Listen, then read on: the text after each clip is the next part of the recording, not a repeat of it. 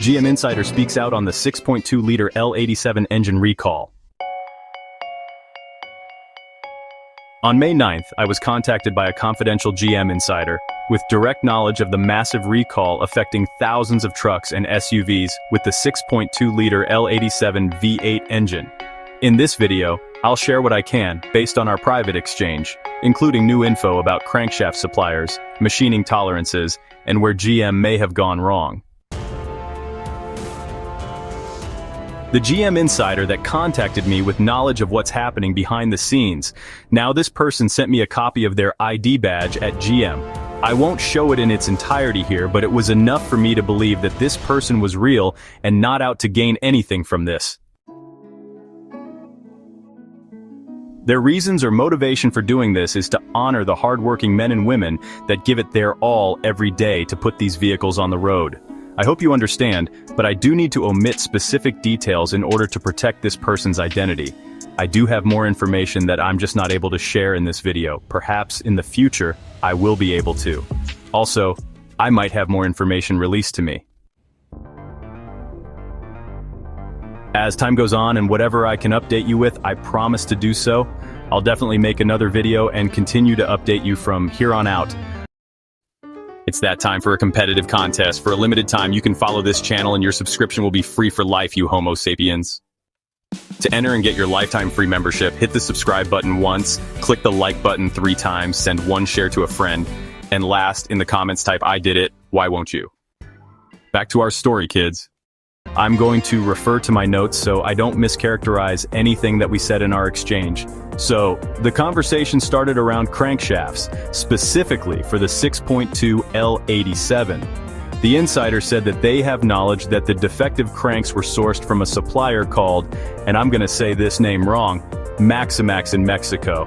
For those that don't know, Maximax is a leading independent crankshaft manufacturer. They've been around since 1979 and operate 2 major plants, one in Tenango de Val and another in Ramos Arizpe. I know I said those wrong, but I'm also Canadian, so I get a pass. The issue, according to the insider, is that some of these crankshafts didn't meet the necessary machining tolerances for the mains and pins. That's a huge deal.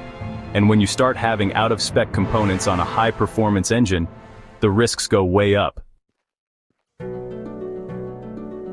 So based on that, a change needed to happen.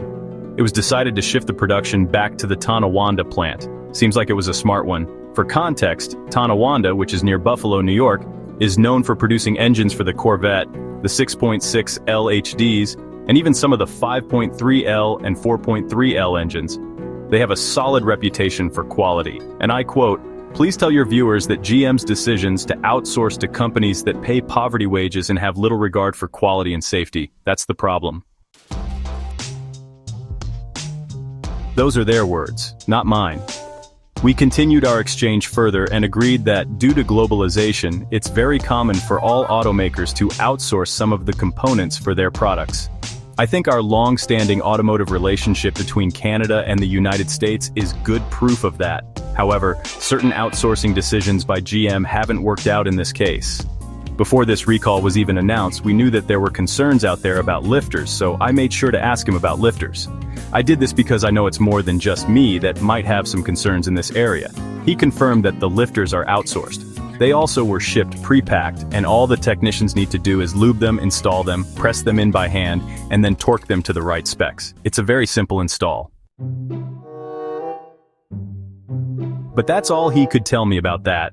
They also mentioned that General Motors has an internal hotline for reporting concerns and that it's supposed to be confidential. They do believe that General Motors takes it very seriously, which is encouraging, but it also makes you wonder how much is getting through.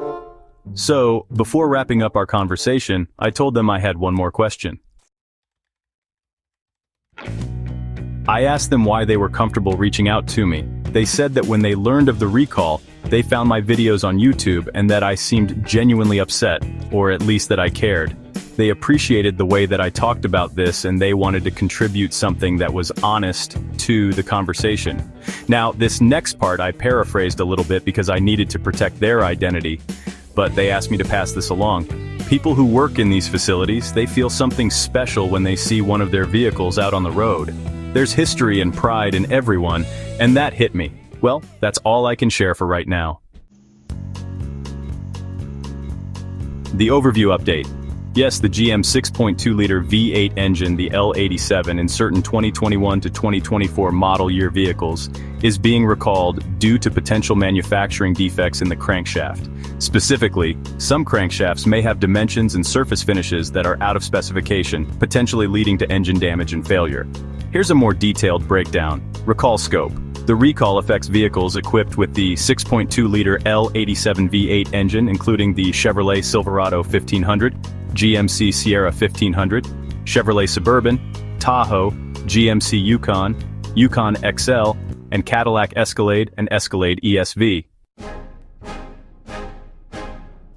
The problem?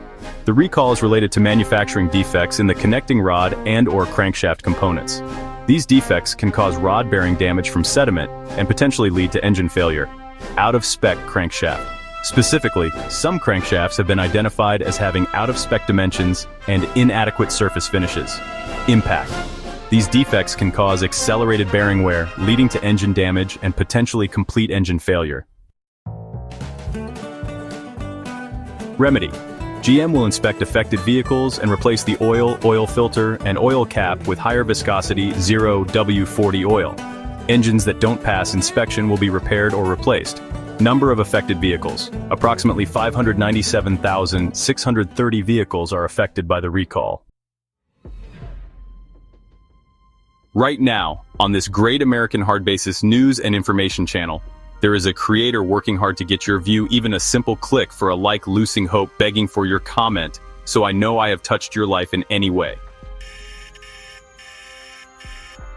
Here on Hard Basis, we search for the best news and information items you may never see anywhere else. To help you, the viewer, get a laugh or keep informed, even make you think. But I can't reach more folks just like you without your support, so please consider joining for a limited time. Your subscription is free and free for life. You will sleep well every night knowing you reached out and clicked. You will barely be able to sleep waiting for our next video, so won't you today help and subscribe, like, and share? Help me help you. It won't disappoint, and thank you in advance.